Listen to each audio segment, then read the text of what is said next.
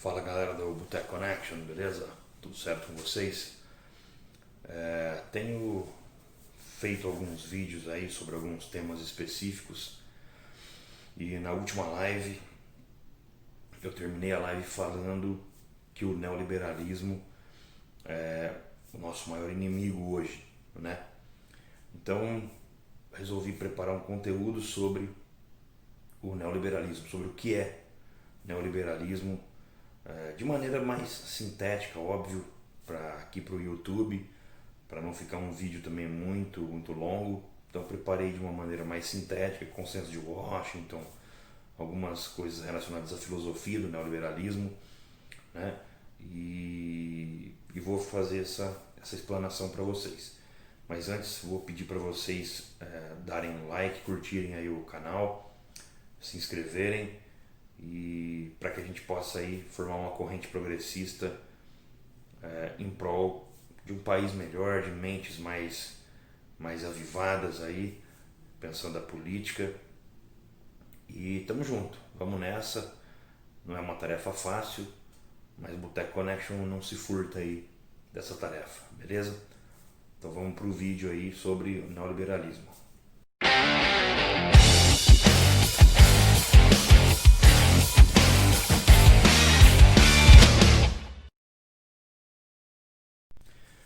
Então galera, vamos lá. O neoliberalismo é uma doutrina econômica e política que surgiu no século XX, né, com base em teorias formuladas pelos teóricos como o economista ucraniano o Ludwig von Mises, que é muito famoso aqui no Brasil, e o economista austríaco o Friedrich Hayek, que é um cara já mais conhecido e estudado a nível mundial, né, mundialmente falando, né? A teoria desses dois homens, elas surgem para fazer oposição ao keynesianismo, que era um capitalismo de bem-estar social, né? Eles propuseram uma nova leitura dos aspectos econômicos do liberalismo clássico, né? E utilizam como base uma nova visão econômica, uma visão mais conservadora, que tende a diminuir o máximo a participação do Estado, né, na economia. Então, uma visão mais de Estado mínimo mesmo. Num aspecto mais geral, acho que eu posso dizer para vocês que as características do neoliberalismo, de acordo com as teorias da escola austríaca, são o enfraquecimento, né, do Estado mínimo, a diminuição da participação estatal na economia, e eles defendem também a mínima cobrança de impostos e a privatização de todos os serviços públicos para melhorar a austeridade fiscal, compromisso fiscal, esse tipo de coisa, no que tange aos gastos do Estado. E das liberdades individuais também, obviamente, né? Um esboço do plano neoliberal deu-se com as 10 regras do Consenso de Washington, que propôs uma cartilha básica que as economias neoliberais, em especial as economias em desenvolvimento, que quisessem aderir para receber ajuda oferecida do Fundo Monetário Internacional e pelo Banco Mundial, né, deveriam seguir, né? Essas 10 regras do Consenso de Washington, que ficou muito famoso, que delineiam as características do neoliberalismo, são essas que eu vou passar para vocês agora. Acho que uma delas, talvez a principal, é a questão da disciplina fiscal. O estabelecimento de um teto de gastos públicos, o que na prática reduz ou limita os gastos com serviços básicos. Isso está acontecendo aqui no Brasil com aquela PEC, né, da redução de gastos, do congelamento, né, do teto, que está afetando a educação, está afetando tudo, e agora na pandemia a gente está vendo os efeitos, né? A redução dos gastos públicos, elas devem contar com uma disciplina fiscal e com outras medidas para os neoliberais, né? Como a privatização também dos serviços públicos, né? A reforma tributária também é outra questão muito trabalhada aí no Consenso de Washington, que é a questão de você reformular o modo de cobrar impostos. Em geral, o que o Consenso de Washington defende é a menor taxação de impostos possível, ou seja, quanto menos o Estado cobrar de impostos, melhor para a economia. Isso na visão deles. Juros de mercado.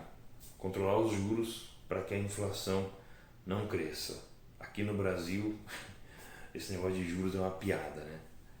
Incrivelmente, agora no governo Bolsonaro, isso tem caído. Câmbio de mercado. Operar trocas de mercado no mundo, realizando importações, realizando exportações de produto. Isso pode ser, em alguns casos, ruim para a economia local e para os pequenos e médios empresários. Mas é o que os especialistas daquele momento no Consenso de Washington entenderam que era importante. Abertura comercial, né? Liberar o comércio com outros países, não colocando países, não fazendo com que os países interfiram ideologicamente na sua economia, né? E nas relações exteriores com outros países e tal, ou seja, a ideologia tem que ficar fora. Investimento estrangeiro também foi uma coisa muito debatida, deve ser direto, né? Abrir filiais de empresas estrangeiras no país em desenvolvimento deve ser permitido, né? Então, capital externo entrando nos territórios nacionais.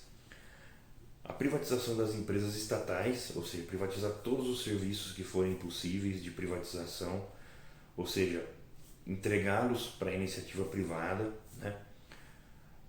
No Brasil a gente teve diversas experiências de privatização, teve muito problema com escândalo, principalmente ali no governo Fernando Henrique Cardoso, rolou até aquele livro Privataria Tucana, né? Porque as nossas empresas foram vendidas a preços muito baixos e preços que não estavam ali condizentes com o valor de mercado que elas tinham na época. A desregulamentação também, né? Ou seja, flexibilização das leis econômicas e trabalhistas, todo esse blá blá blá que a gente viu também no governo Temer, flexibilização das leis que regulamentam a economia, o que significa a diminuição da participação do Estado na economia, né? E das leis trabalhistas, o que significa também menos direito para os trabalhadores. A gente viu isso aí com o governo Temer, logo depois que derrubaram a Dilma já começou essa falação, esse blá blá blá, e a gente está vivendo isso aí no governo Bolsonaro agora. O direito à propriedade intelectual, né, que é garantir os autores de uma obra intelectual, científica, filosófica ou artística o direito de receber pela reprodução daquela obra. Isso o Consenso de Washington também trabalhou, e assim, é super complexo essa questão, né? Mas vou deixar isso para um outro debate. Então, pessoal, esse é o que foi discutido no Consenso de Washington. Muito se fala, né, sobre o Consenso de Washington, né? O próprio Ciro Gomes aí fala muito do Consenso de Washington, o Haddad também. Então eu não vou ficar focando aqui no contexto histórico do neoliberalismo também, porque na verdade o intuito desse vídeo é a gente trabalhar um pouco a questão filosófica, né, do neoliberalismo e como que ele está sendo propagado por aí, até por gamers, né? O neoliberalismo está sendo propagado e a demonização da esquerda, né? Nesse sentido, pessoal, eu entendo que o neoliberalismo tem 3 crenças fundamentais que estão se enraizando, né? Aí estão se incrustando na cabeça das pessoas, né? Uma delas é a crença de que não existe sociedade ou coletividade social.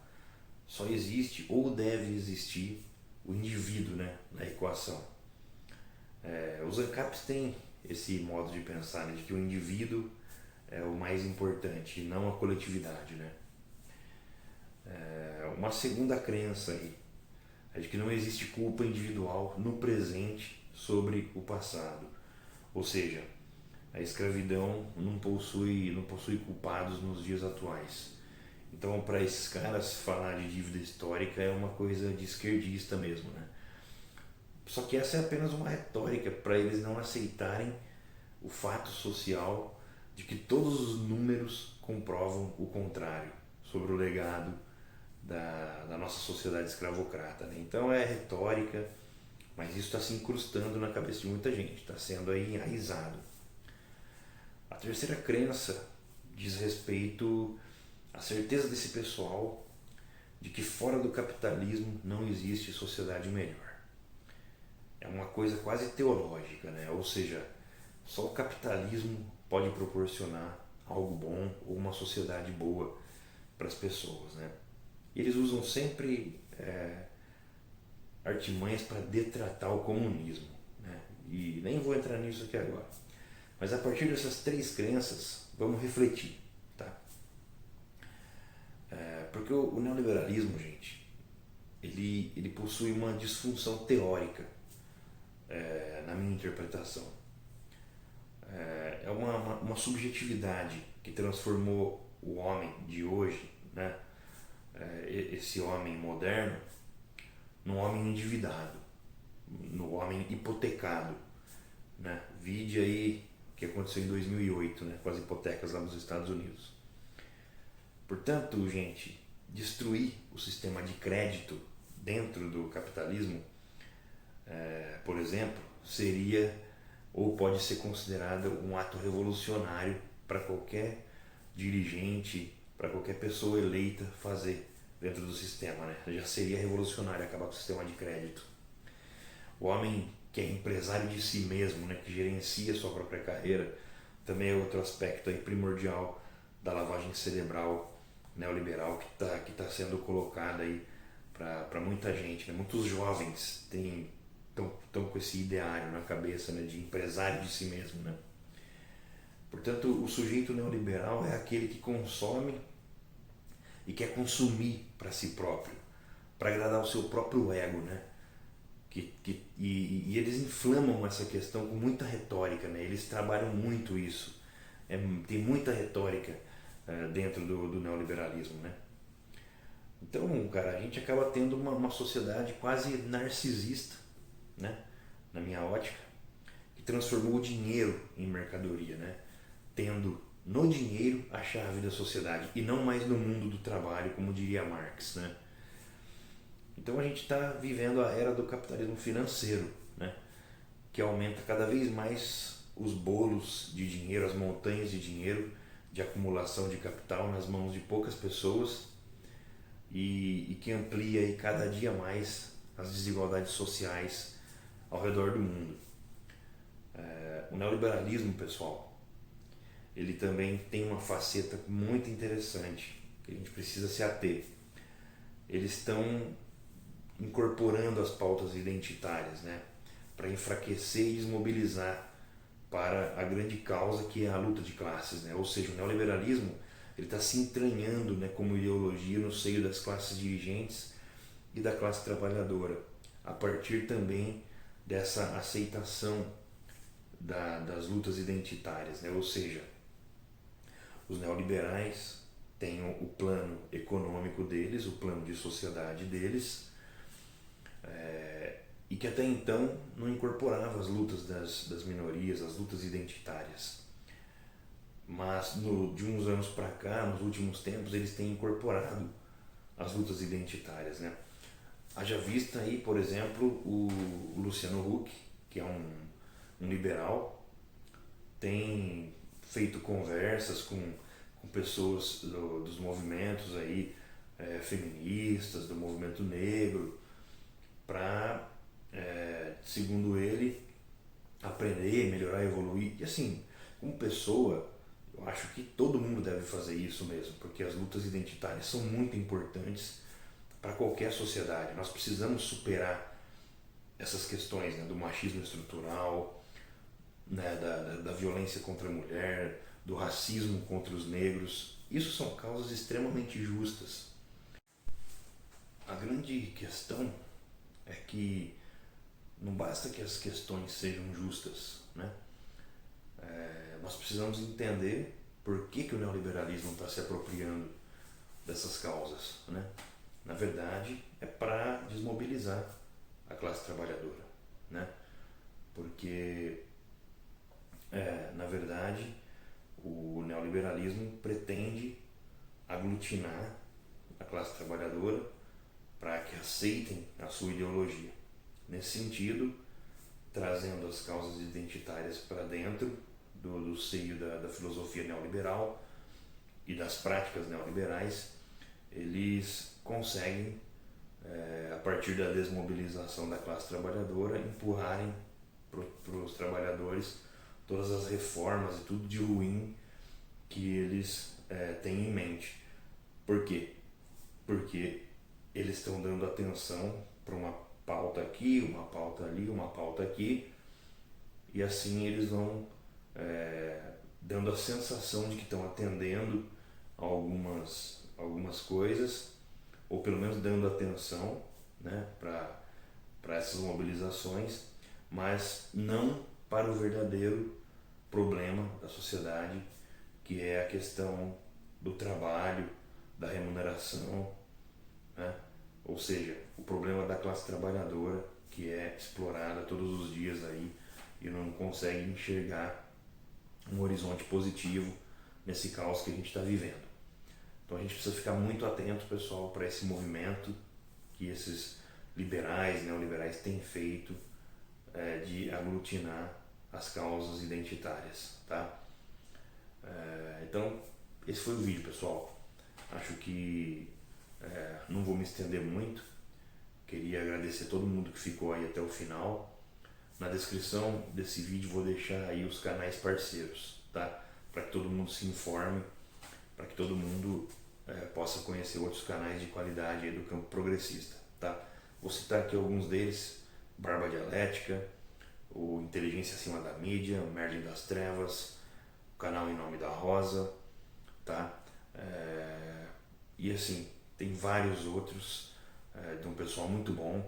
Tem o Glaucio Gonzalez também, que é um anarquista, um cara muito inteligente também, que tem trazido várias reflexões. E assim, pessoal, se inscrevam no canal desse pessoal, vamos fortalecer essa rede progressista. E toda semana tá tendo live aqui no Boteco, tá tendo live nesses canais também. Vamos acompanhar, vamos aprender e vamos colaborar e fazer com que esses conteúdos progressistas, mais à esquerda aí, estejam driblando aí o algoritmo para a gente chegar cada vez mais longe, beleza? Então agradeço a todos, um grande abraço e até a próxima aí, beleza? Até mais, pessoal, valeu!